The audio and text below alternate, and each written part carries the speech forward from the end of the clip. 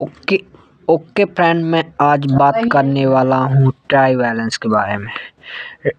Try balance यानी इसको हिंदी में तलपत का निर्माण भी कहते हैं। इसे तलपत का निर्माण भी कहते हैं। ये पहले अकाउंट में जब पहले बनाया जाता है तो अकाउंट में पहले जनरल एंट्री शुरुआत करते हैं, फिर उसके बाद लेजर से, फिर उसके बाद कैश से, फिर उसके बाद ट्राई बैलेंस। ट्राई बैलेंस होता क्या है, इसमें जब लेखा कर दिया जाता है तो पता लगाया जाता है कि ये गलत है सही है, इसलिए इसको अशुद्धियों का लेखा करने के लिए जो है वो ट्राई बैलेंस बनाया जाता है। ट्राई बैलेंस में ये तीन मैट्रिक्स बनती हैं, एक योग विधि से, दूसरी अंतर विधि से और तीसरी योग और अंतर विधि से। ये कॉन्सेप्ट है कि ये तीन विधि से ये बहुत सारे जगह पूछे जाते हैं, जैसे कि उसमें बीकॉम में करेंगे या तो पेपर में आया जाता है कि तलपत के बनाने की विधियाँ क्या क्या हैं। 12th क्लास में भी आते हैं, ऐसे नहीं है, 12th में भी आते हैं। इसमें योग विधि होता है, उसको इंग्लिश में टोटल मेथड भी कहते हैं। इस विधि में प्रथम खाना जो खाता होता है उसको शीर्षक और दूसरा खाता जो होता है वो खाता बही की पुष्टि संख्या की लिखा जाता है। फिर उसके बाद तीसरा खाता जो होता है वो डेबिट और क्रेडिट किया जाता है। जैसे प्रॉफिट, वो पहले पार्टिकुलर लिखते, फिर एलएफ लिखते, फिर डेबिट एंड क्रेडिट लिखते हैं।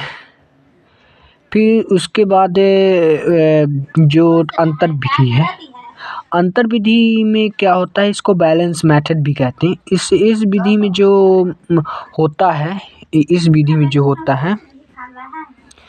विधि में प्रथम दो खाने योग विधि की तरह होता है, परंतु तीसरा खाने में जो होता है वो डेबिट की बाकियाँ और चौथी खाना में क्रेडिट की बाकियाँ लिखा जाता है। जैसे डेबिट और क्रेडिट के उसमें जो बाकी रह जाता है उसको लिखा जाता है। और फिर तीसरा अगर टोटल मेथड और बैलेंस मेथड दोनों को मिला के किया जाता है, जो कॉमन होता है। ये हम चलेंगे, अब बात करेंगे सवाल के बारे में। एक आठ मैं सवाल बता देता हूँ कैसे करते हैं।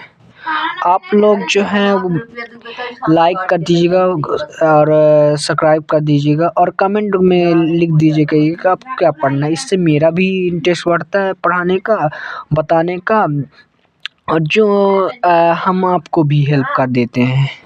चलिए,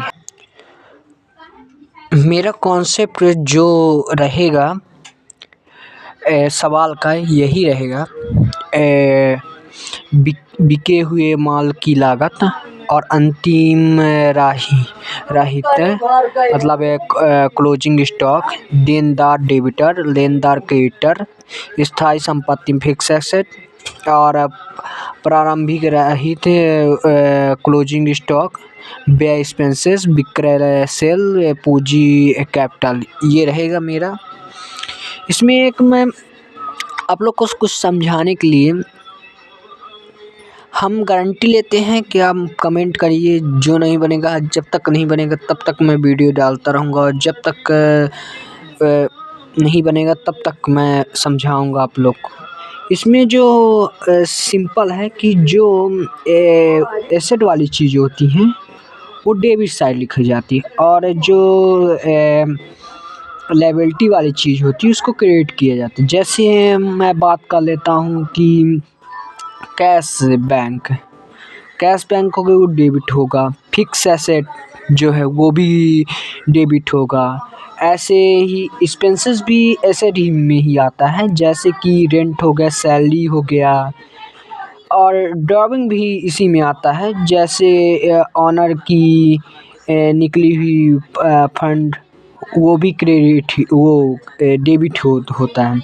और लायबिलिटी की बात कर लें तो लायबिलिटी हमारी संपत्ति, एसेट मतलब संपत्ति, जो उसकी संपत्ति है, और लायबिलिटी जैसे कि लोन हो गया, और इनकम में जैसे सेल कर लिए जो हमारे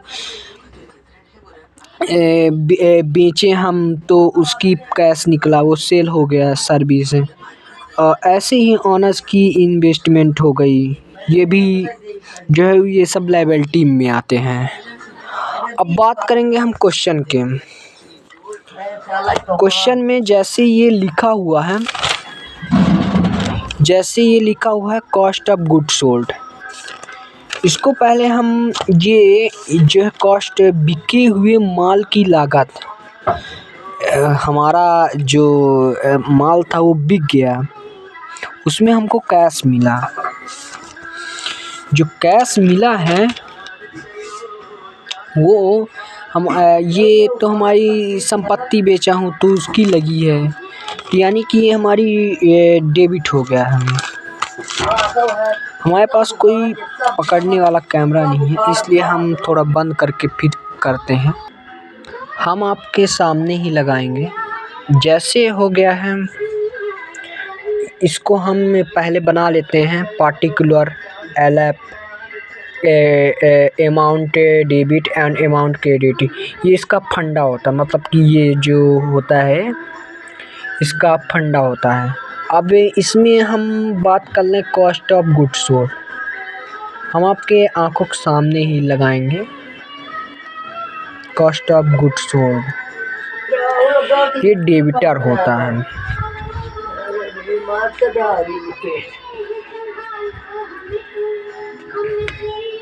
फिर बात कर लेते हैं कि क्लोजिंग स्टॉक,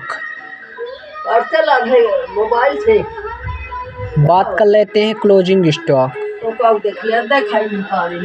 क्लोजिंग स्टॉक जो होता है ये जब क्वेश्चन पढ़ें तो एक बात का ध्यान रखें कि नीचे जो लिखा होता है संकेत में उसको ज़रूर पढ़ लें।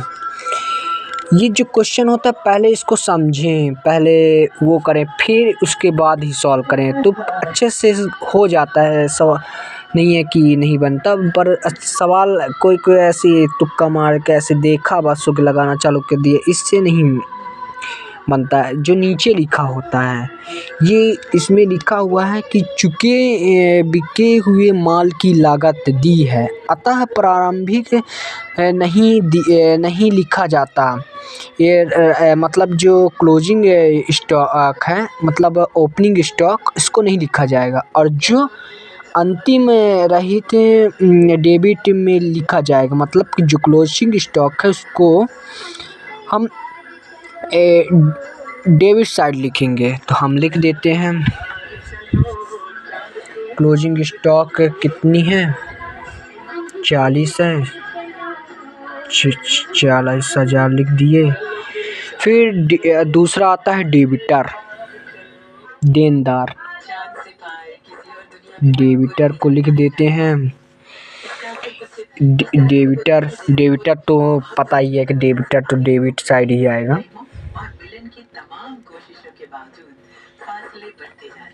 फिर बात कर लेते हैं क्रेडिटर।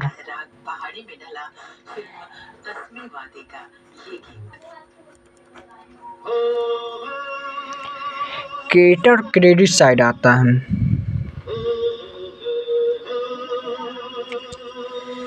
फिर आ गया, फिर हो गया फिक्स एसेट।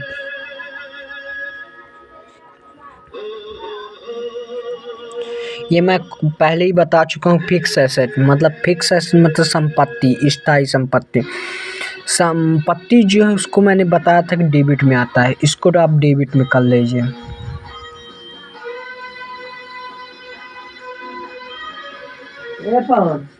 ये देख ले के नंबर है। फिर यहाँ पास लिखा हुआ है कि ओपनिंग स्टॉक, मैंने नीचे पढ़ा था कि ओपनिंग स्टॉक नहीं लिखा जाएगा।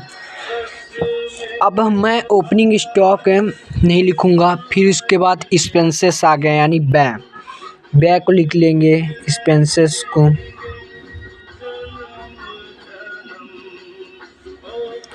एक्सपेंसेस मैंने क्वेश्चन में बताया था कि एक्सपेंसेस जो होता है वो एक्सपेंसेस जो मैंने बताया था वो डेबिट साइड होता है।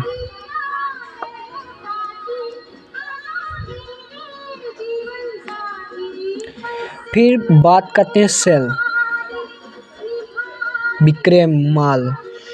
ये जो होता है सेल्स होता है, ये आपको आँखी मूंद करके ले जाके उधर साइड रख देना है।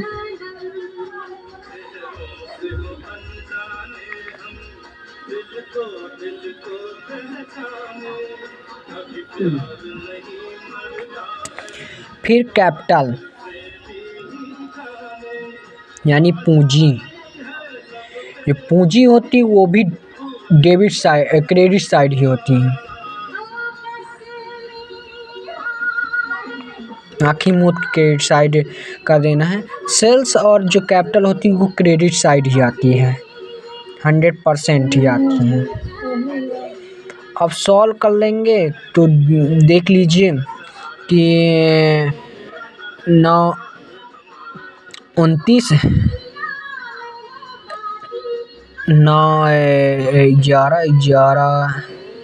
11 3 20 29 30 31 32 आया। इधर साइड भी उतना ही आएगा। धन्यवाद, मैंने सवाल कर दिया है, ऐसे ही करना है। और जो आप लोग से नहीं बनता वो हमसे पूछ सकते हैं, हम 100% बताएंगे। इससे मेरा भी इंटरेस्ट बढ़ता है और आप लोग को सवाल भी हो जाता है। धन्यवाद।